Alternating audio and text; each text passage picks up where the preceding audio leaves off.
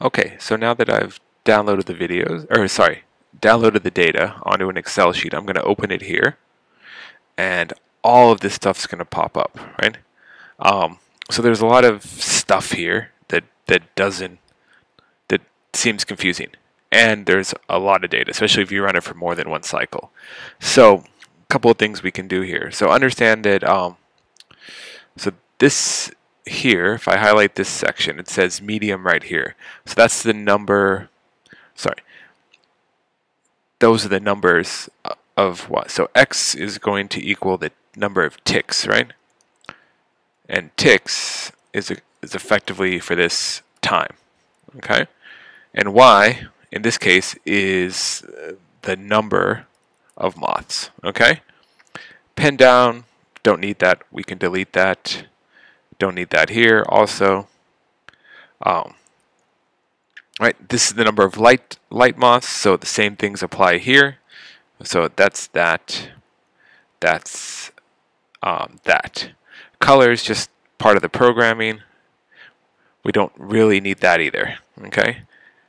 Same with here. It's just saying that's darker, the number is bigger. Right. Dark is the same idea as we have over here. Okay. Again, pen down. Color, not important, we can delete those. Same with like the pen down here. Okay.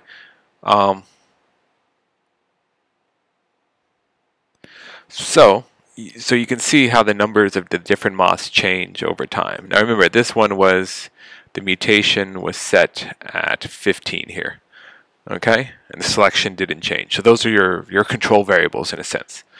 So then what to do with all this data? You just don't necessarily need 100 data points here, right? So maybe you just want the beginning.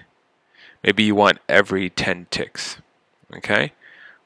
So that would give you like 10 sets of data. That's quite a bit to work with. So what I'm doing here is I'm highlighting these. Right? And notice I don't care about what's happening in between. So there. So I could copy those, open up a new file, and I could paste those right there. And then I have everything I need right there. Okay?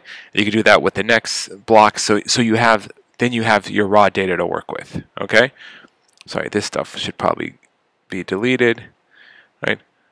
Ideally I would have copied, when I copied all that, I can just copy these two. And I can put these at the top so I know what my numbers actually are, right? So that would be the data you collected there, okay? So that's how you would do it. And you could do that, then you'd have to open up the other one, put that data in there. But the whole point here is you get a lot of data. So there's lots of different ways you can analyze this and so forth, okay? All right, so I hope that helps kind of explain how to collect that data.